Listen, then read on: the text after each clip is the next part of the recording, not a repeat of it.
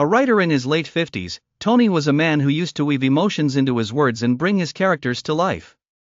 But something inside him kept searching for a true story, a story that would rekindle the spark of creativity that had faded over time.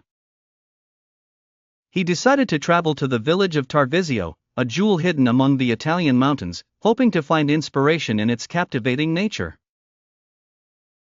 Tony arrived in the village in the morning, and the scene was like a living painting: mountains embracing the clouds, a blue lake that looked like a mirror to the sky, and an open market teeming with life.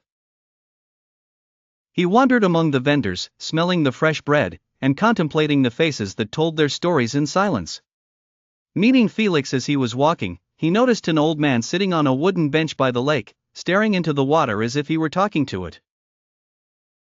Tony approached him and began talking to him. The man introduced himself, saying, "My name is Felix."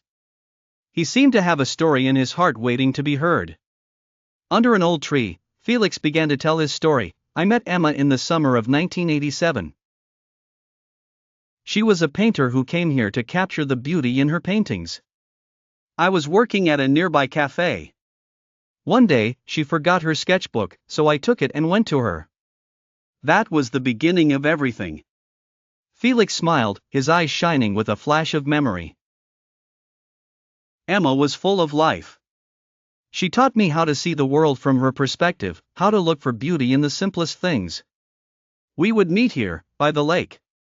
I would tell her stories from the village, and she would draw us together as if we were part of nature. The obstacles to love. But soon Felix began to speak in a low voice. Her family rejected our relationship. She said I was just a simple man, with no future. We tried, Tony, we tried with all our might, but life was not kind. One day, Emma left without telling me. I went back to the lake, and I waited for her, for days, for months. But she never came back. He paused for a moment, then continued, "But she never left me. She was here," and pointed to his heart. "Whenever I looked at the lake, I imagined her sitting on her favorite rock. I saw her drawing, laughing, telling me about her dreams. Years passed, but she never left me." "A love that never ages," Tony asked Felix in a low voice. "Do you think she still thinks of you?" Felix laughed, and said, "Of course. True love never dies, Tony. Even if we never meet again, I know she feels me. And sometimes, I see in my dreams that she still draws me, with the same enthusiasm." Tony was touched by this story. Felix's feelings were deep and sincere, as if time had not left its mark on them.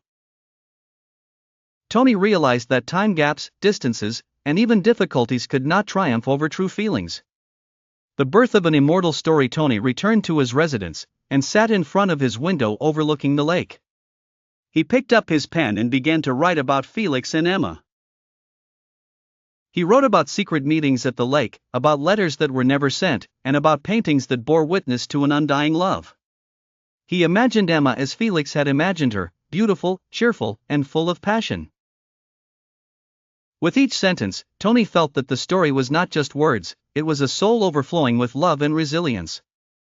He realized that this was not just the story of Felix and Emma, but the story of all those who loved despite everything they had faced. The end. Tony finished his story, looked at his papers and smiled.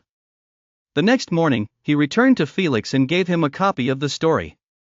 The old man read it, and wiped away a tear that had slipped down his cheek. "You have given our love immortality, Tony," he said in a voice full of gratitude. "Thank you." Since that day, the story of Felix and Emma has become part of the soul of Tarvisio, told to everyone who comes to the village, a witness that true love, no matter what,